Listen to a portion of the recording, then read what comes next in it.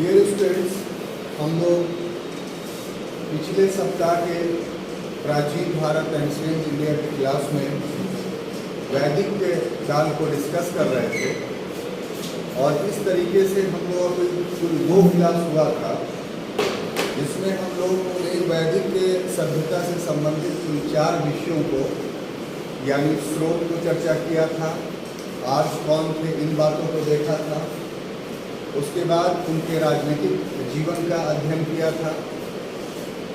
आज के क्लास में हम उससे आगे बढ़ेंगे और आज की क्लास का जो पहला टॉपिक हम लोगों का होगा वो होगा कि वैदिक सोसाइटी यानी वैदिक समाज। तो जैसा कि पूर्व से थोड़ा सा उधर वाला फ्रेंड्स कम कीजिए, तो जो वैदिक समाज था, वैदिक सोसाइटी थी, तो उस सोसाइटी में भी पूरे वैदिक पीरियड में एक समान दर्शन नहीं होता है। उसमें भी जो उसकी राजनीतिक या आर्थिक स्थिति थी उसका प्रभाव इस समय के समाज पर भी देखने को मिलता है। तो इस तरीके से वैदिक के समाज भी 2 भागों में यानी ऋग वैदिक समाज और उत्तर वैदिक समाज में बटा हुआ दिख रहा है। इसमें सबसे महत्वपूर्ण बात जो है वो ये कि ये जो पीरियड है ऋग वैदिक का, ये आर्यों का ऐसा पीरियड है कि इसमें ये घुमंतु थे।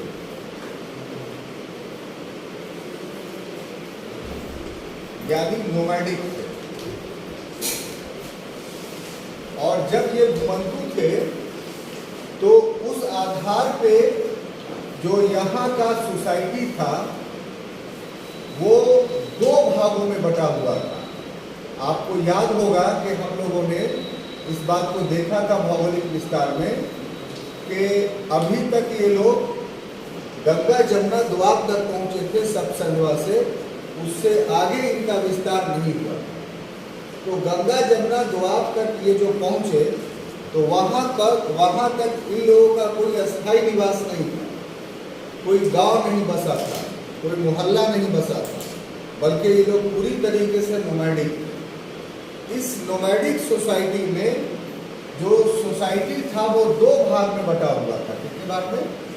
2 भाग। एक भाग को जो बोलते थे वो आर्ज बोलते थे और दूसरे भाग को बोलते थे परगार्ज या अनाज या अनाज। इंग्लिश में भी यही लिखाएगा, सिर्फ फोन चेंज कर दे, आपको अनाज भी लिखना पड़ेगा इंग्लिश में। अब देखिए, इसका एक दूसरा भी हम लोग कह सकते हैं, या इसको आप कहिए कि ये इनके लिए दस्यु शब्द का इस्तेमाल किया गया। आर्य या परगार्ज के लिए क्या दस्यु शब्द का भी इस्तेमाल किया गया। तो समाज स्पष्ट रूप से जो था सिर्फ इसमें बटा हुआ था, और ये आर्य कौन थे? तो प्रवासी थे।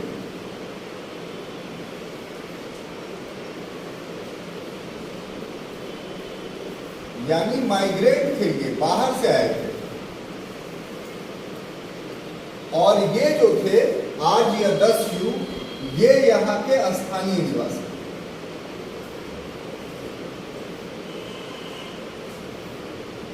अब देखिए, ऐसे परिवेश में जो समाज में वर्तमान समय में जाति व्यवस्था है, तो क्या ऋग वैदिक पीरियड में जाति व्यवस्था थी?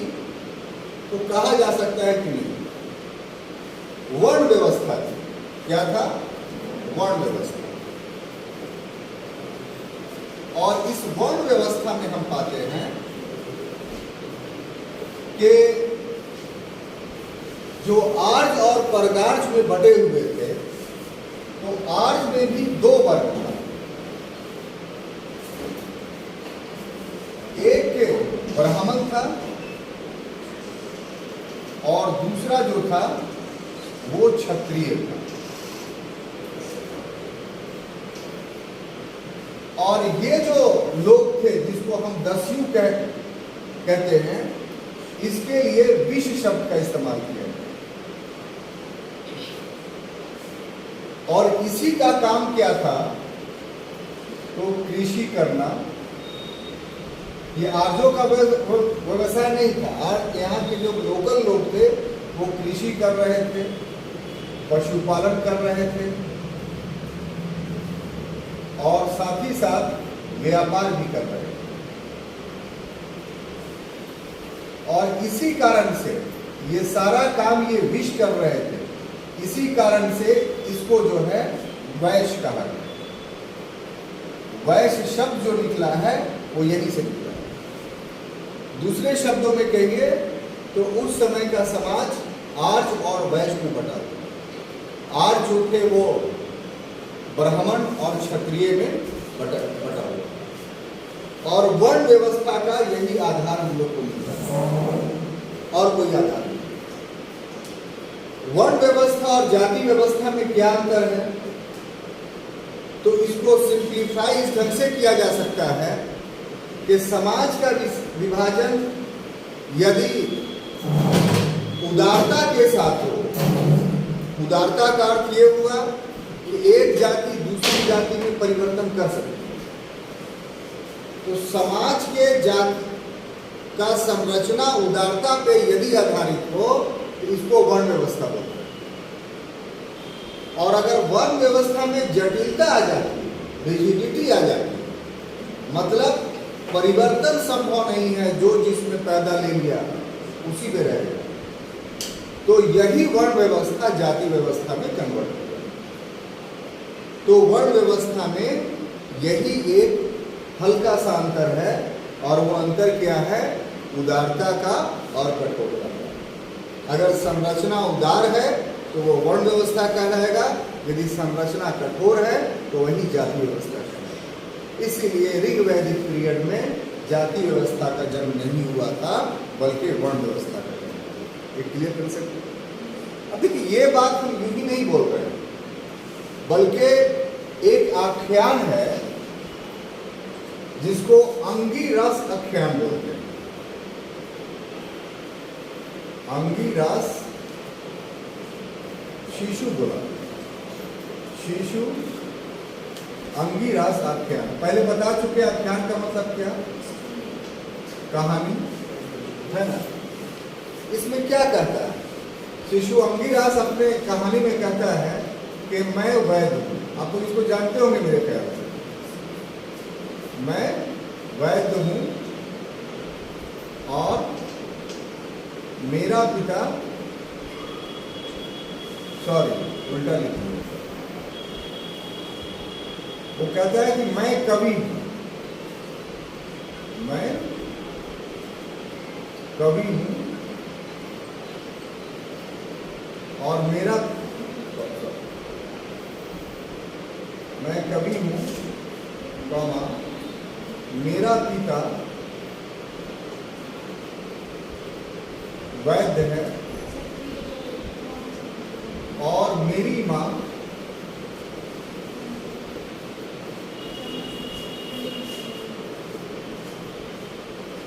आटा पीसकर जीविका चलाती है। आटा पीसकर जीविका चलाती है।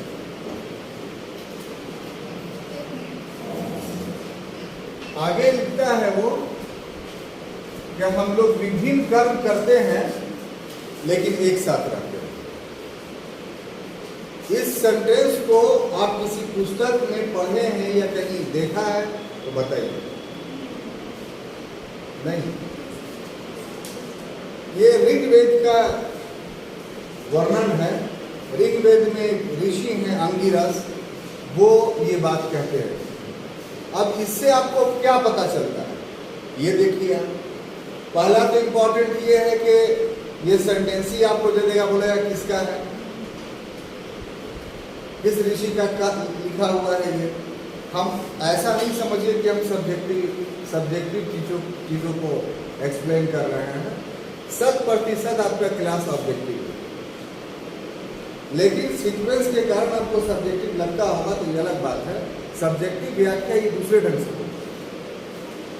अब देखिए यहां पर ये क्या कहना चाहता है, मैं कवि हूं। ये जो शब्द है कवि, ये ब्राह्मण को इंगित कर रहा है, यही समझना है, ठीक है सर। और ये जो वैद है ये क्षत्रिय को इंगित कर रहा है। क्यों? कंफ्यूजन होगा कि वैद को तो आमतौर पे माना जाता है मिडिल क्लास का आदमी, या आपके आज के कंटेक्स्ट में देखिएगा तो बोलिए कि ब्राह्मण होगा ये, लेकिन सुरक्षा प्रदान कर रहा है इसीलिए ये क्षत्रिय हो, क्योंकि जो सुरक्षा प्रदान करता है वो क्षत्र धर्म का पालन करता है।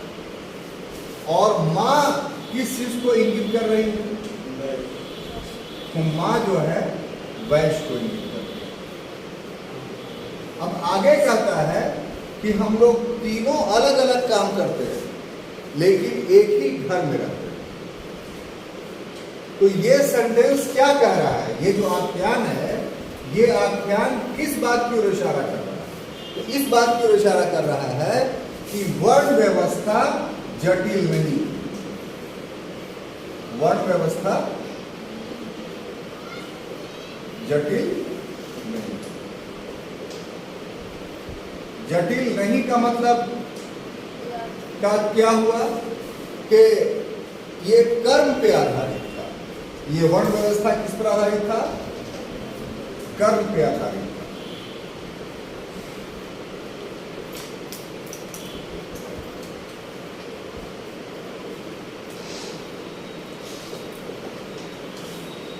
जाति पर आधारित नहीं, जन्म पे आधारित नहीं। जब वर्ण व्यवस्था कर्म पे आधारित होता है तो उससे वर्ण व्यवस्था जन्म लेता है, और यदि वर्ण व्यवस्था जन्म पे आधारित होता है तो उससे जाति व्यवस्था जन्म लेता है, क्योंकि जन्म के बाद ये मान लिया जाता है कि ये जिस जाति में जन्म लिया है उससे परिवर्तन संभव नहीं। अब देखिए, सरल था, जटिल नहीं था, इसमें भी एक आख्यान है, और वो आख्यान है ऋषि सृष्टि से, ऋषि सृष्टि से।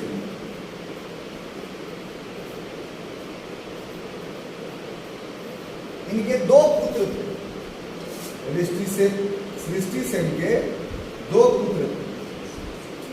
एक पुत्र का नाम था देवापी और दूसरा पुत्र का नाम था शांतनु, ठीक है। शांतनु राजा बन गए, और राजा बनने के बाद कुकर्म किया, यानी ठीक से राज नहीं किया, जिसके कारण से उसके राज में जो है अकाल पड़ गया। तब जो बड़ा भाई जो देवापी था उसने यज्ञ कर करके वर्षा करवाई।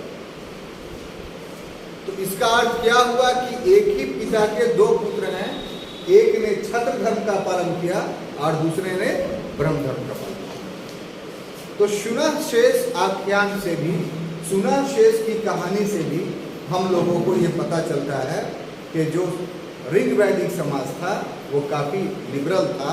ये कर्म पे आधारित था, यानी काम पे आधारित था। जो व्यक्ति जो काम करता था उसका पेशा, उसका वर्ण वही होता। कम कर्म के आधार पे, कार्य के आधार पे उसके वर्ण यानी जाति निर्धारित होती। तो इस प्रकार से बहुत जटिलता नहीं। तो ये तो एक सेक्शन हुआ ऋग वैदिक का। अब बहुत सारी चीजें थी जो आपको समझना होगा ऋग वैदिक पीरियड के समाज में। ये बहुत सारी प्रथाएं थी जो इस समय पाया जाता। जैसे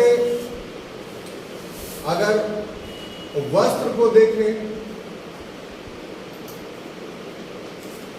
तो ये लोग क्या पहनते थे। एक बात आप नोट कर लीजिए कि कपास का प्रयोग नहीं करते थे। ये बहुत इंपॉर्टेंट है। यानी कपास के कपड़े का प्रयोग आज लोग नहीं करते थे। तो किस चीज का करते थे? तो सुतरी का या पौधे के अन्य चीज का जो निकलता था, या छौम का या रेशम का, ये सब के धागे का प्रयोग करके ये लोग कपड़े का निर्माण करते थे। और वस्त्र में जो चीज था वो 3 तरह का था। एक था वास, दूसरा था अधिवास,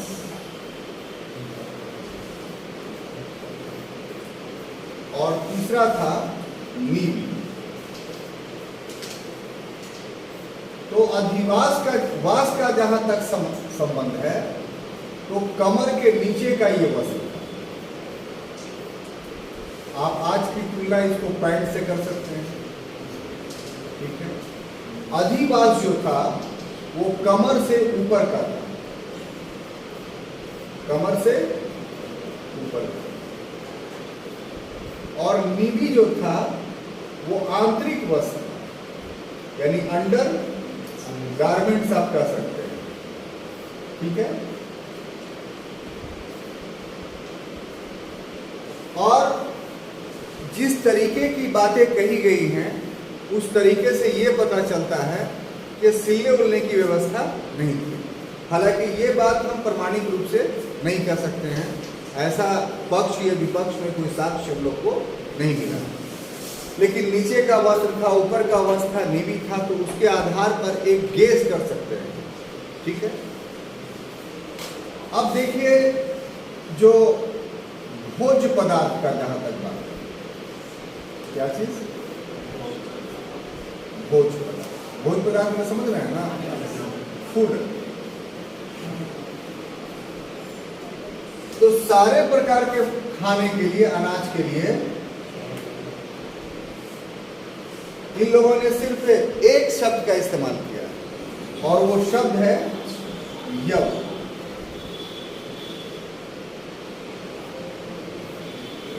या इसको ऐसे भी लिख सकते हैं, यव, ठीक है। अब ये लोग जो थे तो मुख्य रूप से जौ, गेहूं, तिलहन,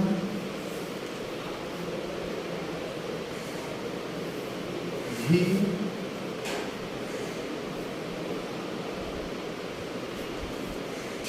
दूध,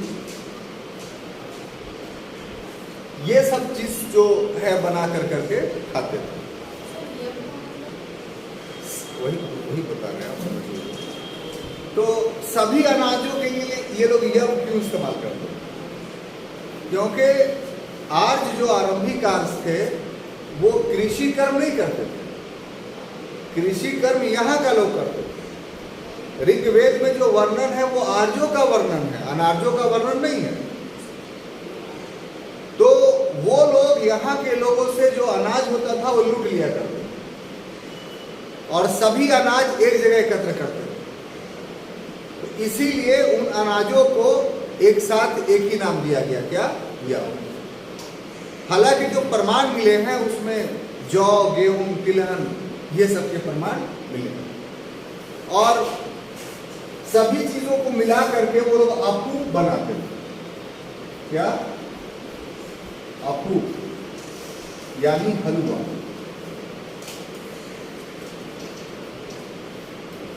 पिष्ठा यानी पीठा। पीठा समझती हैं?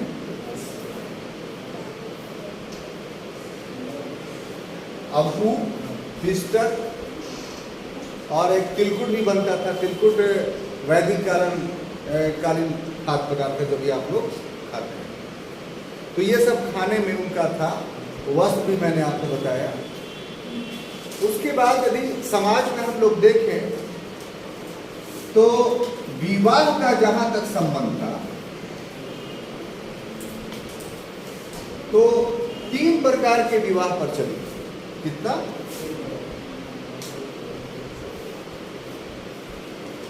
प्राचीन काल में कुल 8 प्रकार के विवाह हुआ करते थे। उसमें ऋग वैदिक पीरियड में 3 प्रकार का विवाह प्रचलित था। उसमें पहला था गंधर्व विवाह, दूसरा था राक्षस विवाह और तीसरा था स्वयंवर विवाह। हम गलत बोल रहे हैं, इसको करेक्ट करना है। पहला जो था प्रजापत विवाह, प्रजापत। दूसरा था राक्षस और तीसरा था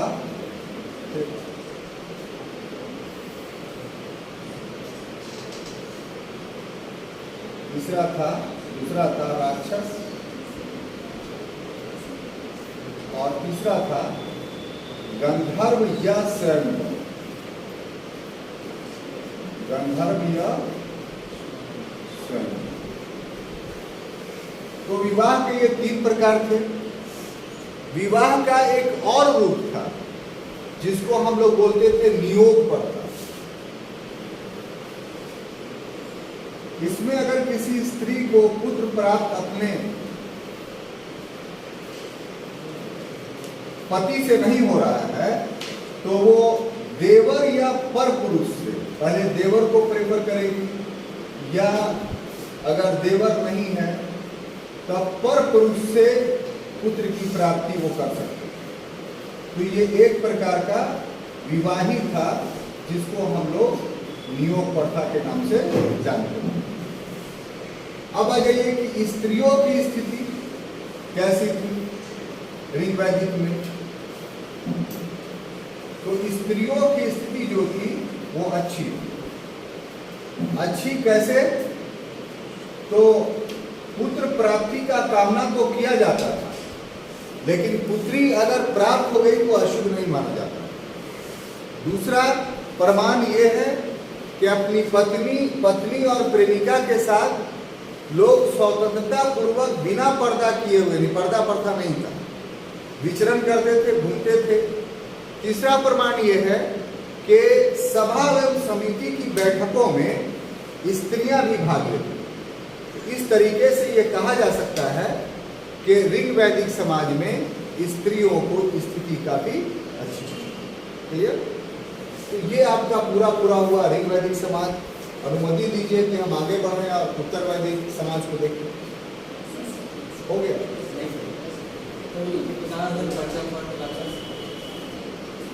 ये सब नहीं जानते हैं, हम तो जानबूझ के छोड़े पूछिएगा।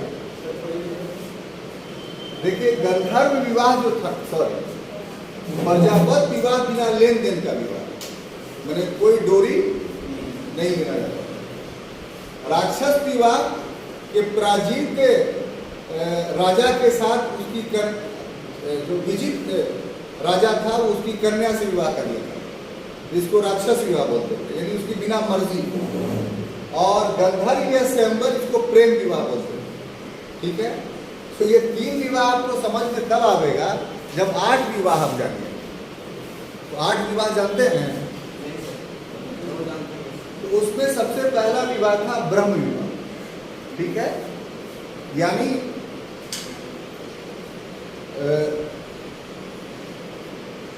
ब्रह्म विवाह का अर्थ ये हुआ कि समान वर्ण में विवाह, माने जो वर्ण है उसी में हम किए थे। उसके बाद दूसरा विवाह था आर्ष विवाह। आर्ष विवाह उसको किसे बोलते थे कि जो यज्ञ कर्म करने वाला ऋषि आता था, उस ऋषि के साथ ही अपनी पुत्री का विवाह करते हैं, तो इसको आर्ष विवाह बोलते हैं। ब्रह्म विवाह, आर्ष विवाह और फिर एक दैव विवाह। तो दैव विवाह में वर जो है लड़का, वो लड़की के बाप को 2 जोड़ी बैल देता था, यानी उल्टा जो है उसी को दहेज मिलता था। ऐसा इसलिए था क्योंकि लड़की को उस समय दोहित्र कहा जाता था। रोहित माने दूध दूहने वाली, यानी लड़की घर का काम करती थी, श्रम करती थी। अब बाप बूढ़ा हो गया तो लड़की तो चली गई, तो श्रम कौन करेगा? तो उसके करने के लिए 2 बैल लड़का देता था कि आप इसके माध्यम से खेती करवा देंगे। तो हो गया दैव विवाह, ब्रह्म, आर्ष, दैव। उसके बाद आ जाइए गंधर्व विवाह, यानी बिना लेन देन का विवाह, समान वर्ण में बिना लेन देन का विवाह, तो उसको हम लोग गंधर्व विवाह बोलते हैं। उसके बाद अगला जो है नहीं प्रजापत, प्रजापत बिना लेन देन। फिर आया गंधर्व विवाह। गंधर्व विवाह में जो था वो प्रेम विवाह था, लड़का लड़की पसंद कर लिया और उसमें जो है हो गया। उसके बाद राक्षस विवाह था और पैशाच विवाह था। तो राक्षस विवाह पराजित राजा की पुत्री से विवाह और पैशाच विवाह की सोई हुई कन्या के साथ विवाह कर लिया, तो वो पैशाच विवाह के नाम से जाना जाता था। समाज में ऊपर के 4 विवाह मान्य थे और नीचे के 4 विवाह जो है वो सही नहीं माने जाते। इसी में एक पद्धति है जिसका नाम है समन, ठीक है ना? क्या नाम है? समन। तो समन क्या था कि वर्ष में एक बार लड़के लड़कियां एक दूसरे को पसंद करते थे और विवाह कर लेते थे। तो ये एक समारोह था समन, जिसकी तुलना आप पारसियों के एक प्रथा चलती थी जिसको नौरोज, तो नौरोज से उसकी तुलना कर सकते थे। नौरोज में भी यही होता था कि लड़के लड़कियों को सामने कर दिया जाता था और जो पसंद करता था उसे विवाह कर दिया जाता था। तो ये नौरोज कोई नया चीज नहीं था, ऋग्वैदिक पीरियड में इसका रूप समन के रूप में हम लोग को दिखाई पड़ता है। और कुछ नवरोज तो न्यू ईयर में पास करते हैं। हाँ, पारसियों का 9 वर्ष है।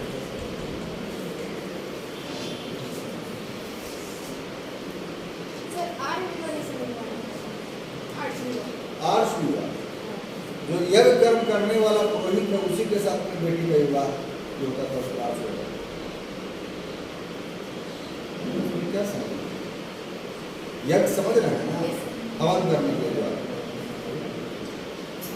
देखिए, आपके चेहरा देखने से हमको ऐसा लग रहा है कि आपको ये सब विवाह का रूप अनऑब्जेक्शनेबल लग रहा है। उसमें हम बता दें, हम लोग का काम ये सब देखना नहीं। हिस्ट्री जब पढ़ रहे हैं तो हिस्ट्री में बहुत सारा ऐसा टॉपिक आएगा जो आपके मनोनुकूल नहीं होगा। आपको उससे क्या मतलब? आपको इससे क्वेश्चन आएगा, इस क्वेश्चन का जवाब देना, उसके आगे कोई बहस होती नहीं। यही ना बात था, और कोई बात नहीं। सोचिए कि हम दिल का राज भी करें और क्या सोच हो गया साहब, और लिखेंगे।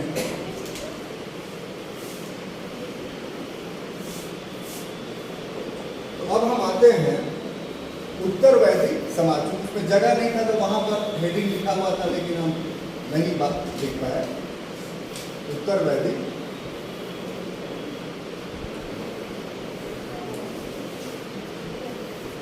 समाज।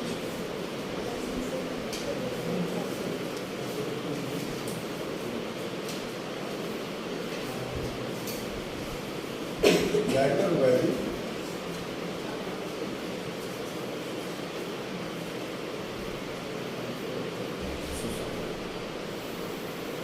देखिए साहब, जहाँ तक उत्तर वैदिक समाज का प्रश्न है, तो इससे सामाजिक जो संरचना था,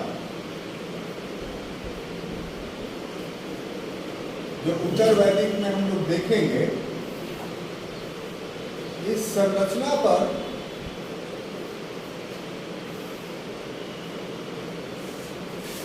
उसकी राजनीतिक जीवन,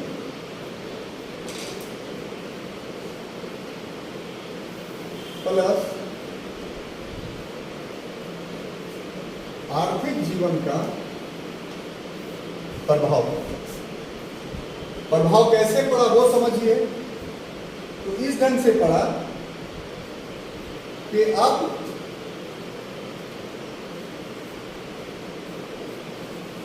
आर्य लोग जो है अस्थाई जीवन जीने लगे।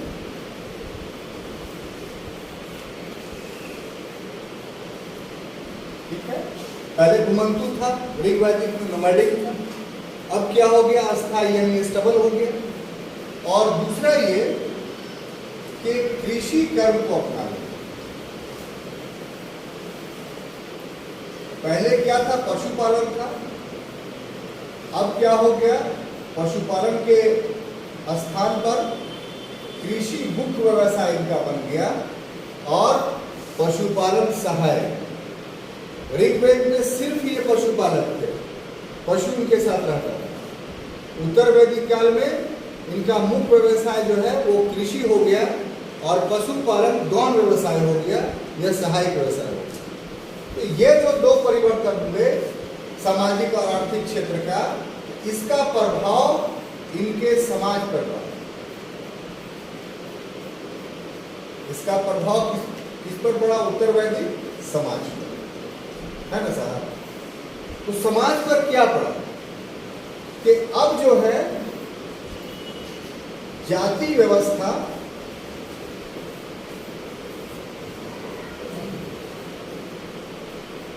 का उदय हो।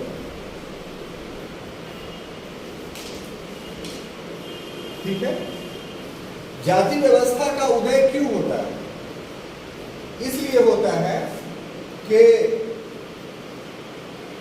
जो वर्ण था, जो ऋग्वेद में पढ़े, ये वर्ण वहां कर्म पे आधारित था, काम पे। अब वर्ण जो है वो जन्म पे आधारित हो। पहले ही हम बता चुके हैं कि जब वर्ण जन्म पर आधारित होगा तो क्या हो जाएगा, जाति व्यवस्था का उदय होगा। तो इस प्रकार से अब ये हो गया साहब कि जाति में परिवर्तन असंभव हो गया। जाति में परिवर्तन क्या हो गया, असंभव। यहां पर कह लीजिए कठिन हो गया, यानी जो जिसमें पैदा लिया वो उसी जाति का हो गया। ठीक है, तो जाति व्यवस्था का प्रथम साक्ष्य कहां मिलता है, जिसके वजह से हम ये बात कह रहे हैं, बोलिए।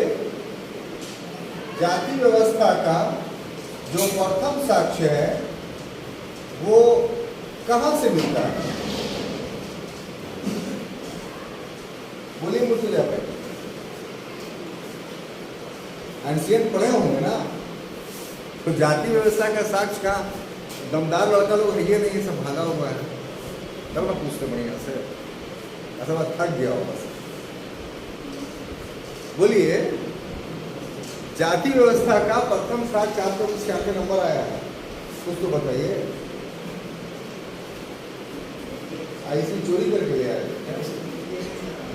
96 नंबर का मतलब है कि आप पास करने वाले हैं, एग्जाम आपका नहीं दिए, दूसरा का याद करना है। तो इसका जो साक्ष्य मिलता है जाति व्यवस्था का, वो ऋग्वेद के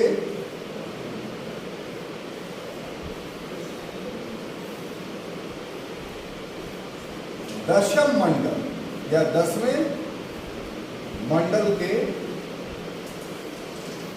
पुरुष सूक्त, कहा पुरुष सूक्तों में बटा हुआ है। ऋग्वेद क्या है, 10,462 सूक्त है, उसमें एक सूक्त का नाम है पुरुष सूक्त। मंडल कुल 10 है, तो उसमें 10वां मंडल में का जो पुरुष सूक्त है उसमें प्रथम साक्ष्य मिलता है। और साक्ष्य किस रूप में मिलता है वो देखिए आप।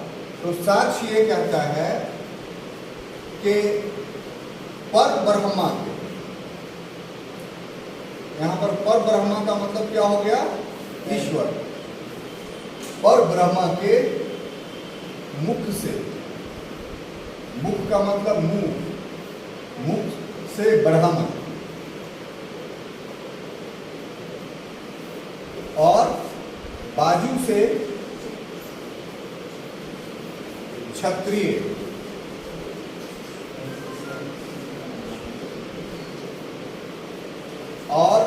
उदर से, उदर का मतलब समझते हैं, पेट, उदर से वैश्य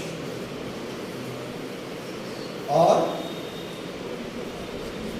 पैर से शूद्र की उत्पत्ति।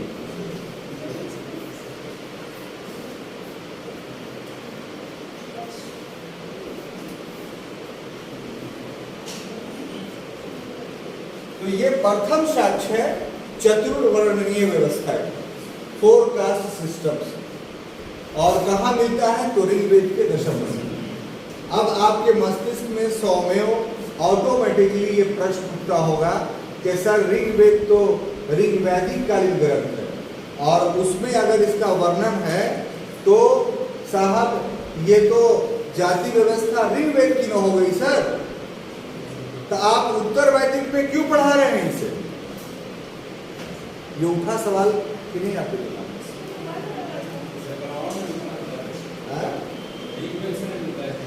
भाई ऋग्वेद से जो समाज, अर्थव्यवस्था, राजनीति जो भी पता चली वो ऋग्वैदिक कालीन में पता चली।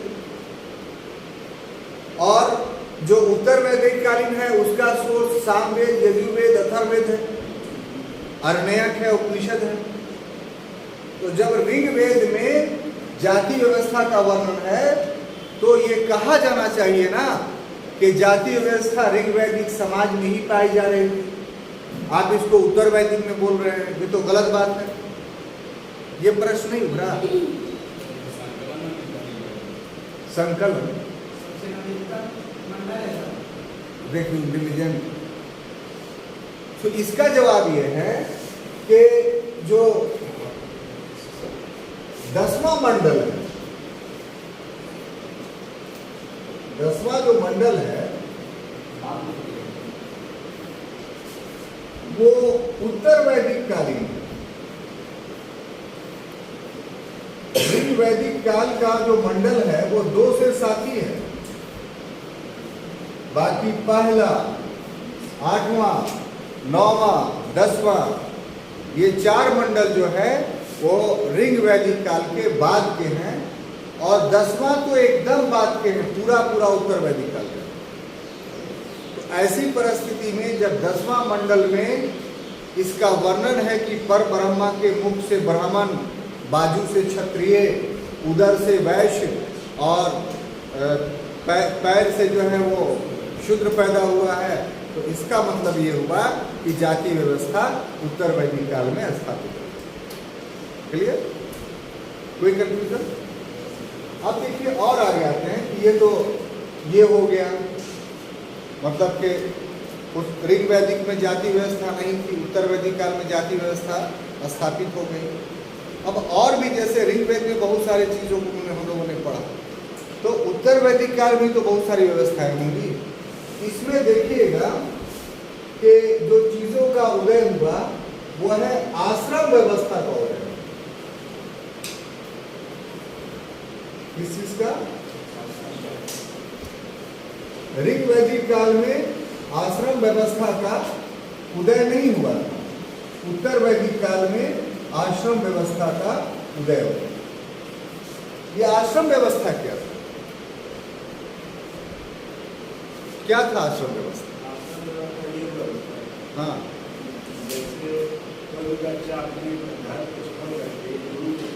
चला जाता था, वहीं से शिक्षा प्राप्त करता है वो, और वो 25 साल में ब्राह्मण जीवन ही जीता। हाँ, और उसके बाद पूर्ण शिक्षा प्राप्त करके ही धर्म लौटता है। और इसी को आश्रम व्यवस्था बोलते हैं, है ना? आप लगता है कि एडमिशन लिया नया नया, पहले से क्लास कर रहा है, ये पहला क्लास हमारा है, और बराबर नहीं करते हैं, और कहीं सर्विस वगैरह करते हैं, ट्रेनिंग पीरियड। अच्छा, आपका जो थॉट है पूरा पूरा गलत है। आश्रम व्यवस्था में जीवन को 4 भागों में बांटा गया। जीवन को 4 भाग में बांटा गया, 25-25 वर्ष का। तो 4 भाग हुआ, इसका मतलब 100 वर्ष हो गया। मान लिया गया कि व्यक्ति का जीवन 100 वर्षों का होता है और 25-25 वर्ष का 4 आश्रम बनाया गया। उसमें जो पहला था उसको बोलेंगे ब्रह्मचर्य आश्रम, दूसरा जो था उसको बोलेंगे गृहस्थ आश्रम, तीसरा जो था उसको बोलेंगे वानप्रस्थ आश्रम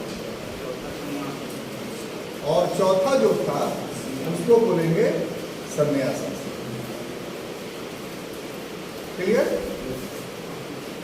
तो ये जो अंतिम वाला है संन्यास आश्रम, ये उत्तर वैदिक काल में अनुपस्थित था।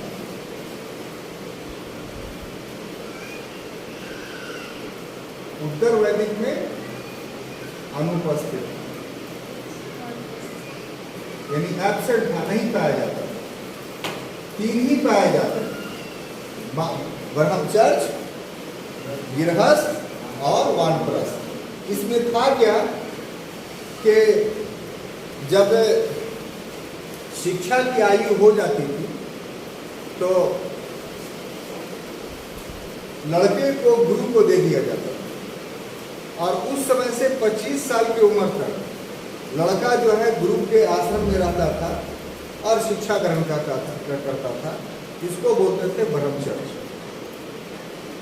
जब घर वापस आ रहा था 25 साल की आयु में उसका विवाह हो जाता था और 25 से 50 वर्ष तक वो विवाह करता था, संतानोत्पत्ति करता था और अपने घर बार को देखता था।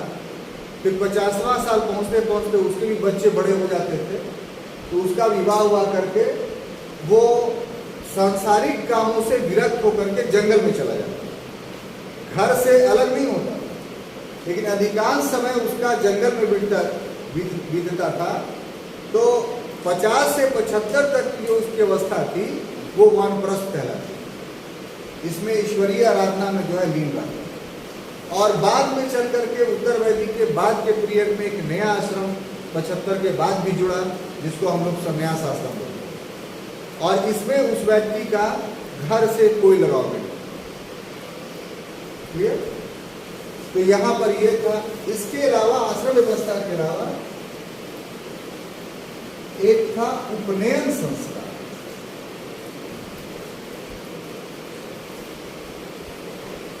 ये क्या होता था? उपनयन संस्कार लाइब्रेरियन में खाली बैठल रहते हैं,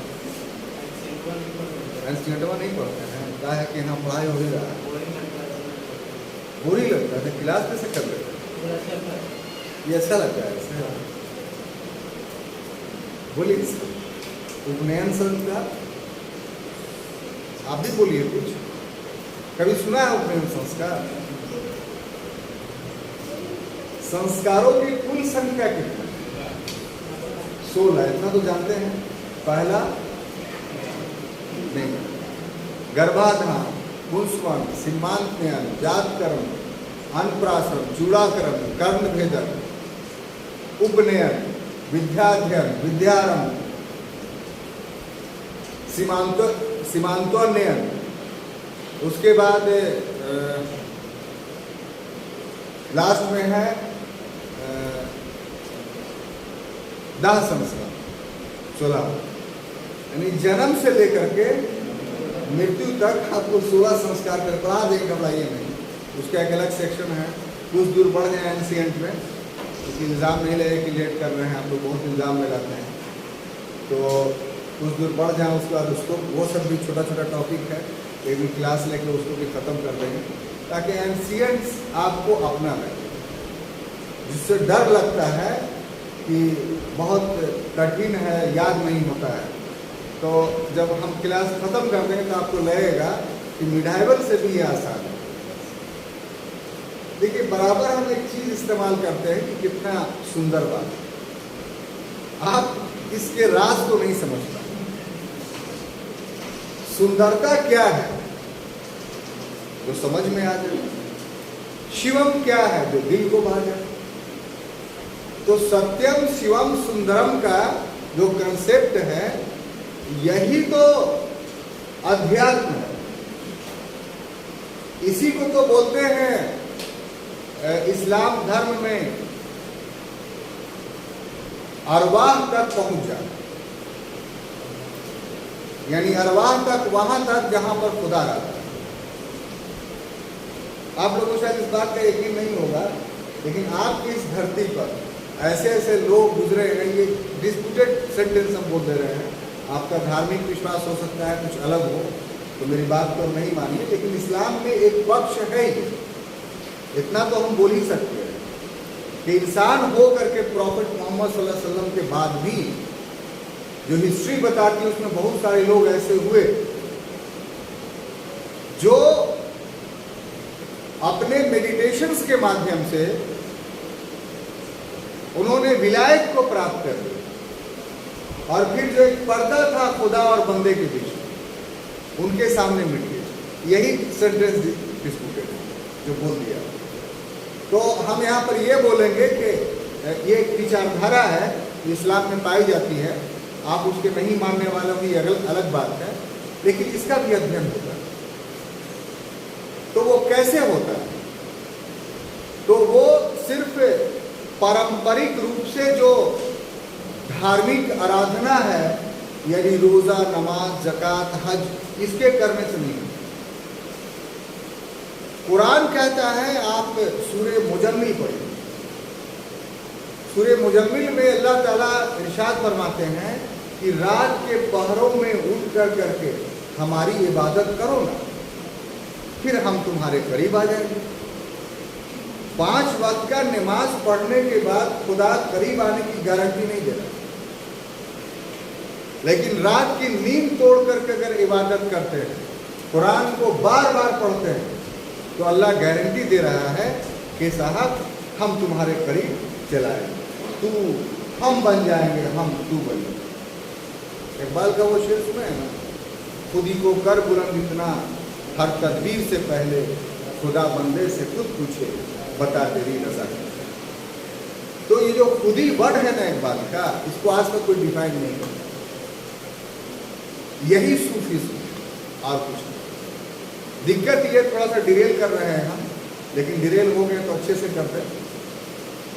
एक लास्ट सेंटेंस हो, उसके बाद अपने टॉपिक पर चले आएंगे कि साहब जिस सूफीज्म को आप आज देख रहे हैं अपने गया शहर में या अपने आंखों से, वो सूफीज्म है ही नहीं। सूफीज्म का समापन 18th सेंचुरी में हो चुका है, वो अब है ही नहीं। अब उसके पास उसके बदले में पीरी मुर्दिया है, और इसके वजह से जो सूफीज्म का चेहरा था वो बदनुमा बन गया। तो खैर एक अलग टॉपिक है, जब हिस्ट्री का क्लास लेंगे आपको ऑप्शंस का, तो सूफीज्म में इसको विस्तार से पढ़ाया जाएगा। यहाँ हम बताना ये चाहते थे, डिरेल नहीं किए, हमको याद है उपनयन संस्कार बता रहे थे। इस उपनयन संस्कार में जो है विद्या का आरंभ होता है, यानी शिक्षा प्राप्त करने का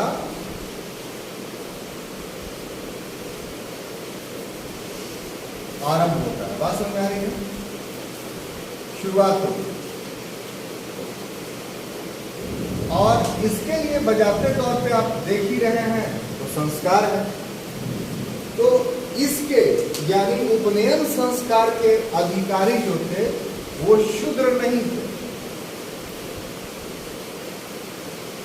यानी शूद्रों का उपनयन संस्कार नहीं होता।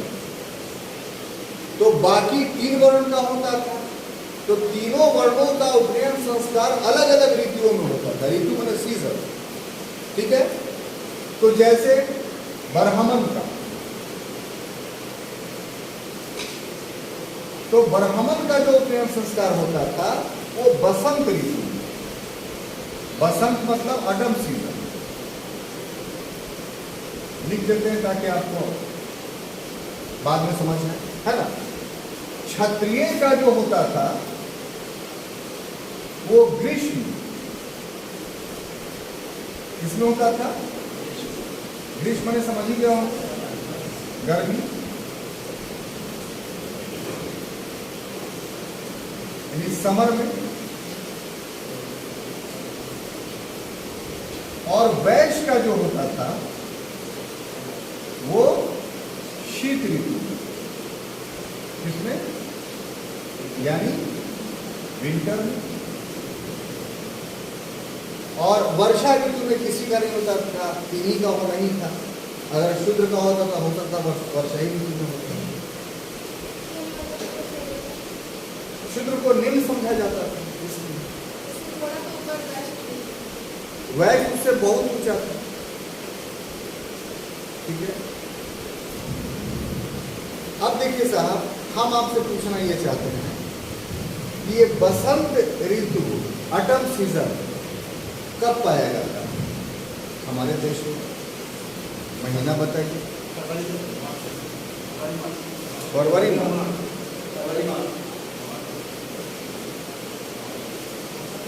है अधूरा जवाब है।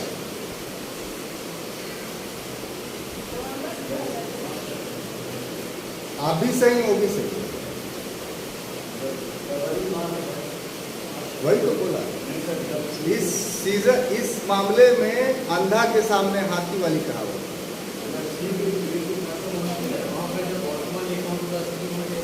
ऑटम, ऑटोमन नहीं।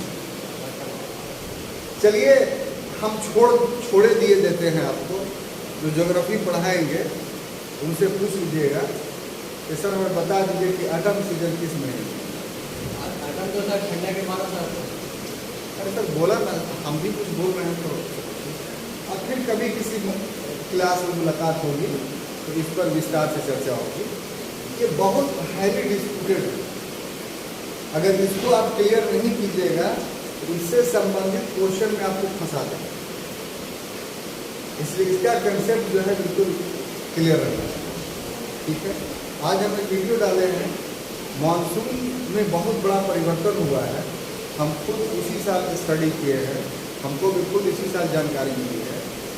और किसी वीडियो को देखिए नहीं देखिए, उसको ज़रूर देखिएगा। 2 भाग में है, भारतीय मानसून का सिद्धांत शीर्षक से। एकदम जो हम लोग पढ़ते आ रहे हैं कि हिंद महासागर से हवाएं आती, उससे बारिश होती है, ये पूरा गलत है। अब जब तक ये नहीं जानिएगा तब तक जो है साहब आप सही मानसून की व्याख्या नहीं। तो हम तो ज्योग्राफी ले नहीं रहे, तो जो यूनिक चीज़ है उसमें बोलेंगे कि गौर से बहुत अच्छे से समझाया है, वो चीज़ें हमें आपको पूरी चीज़ समझ में आ जाए। तो ये हो गया आपको आश्रम व्यवस्था, ये हो गया आपको उपनयन संस्कार, है ना। अब इसके बाद जो चीज़ें बचती हैं वो ये है कि भोज पटा।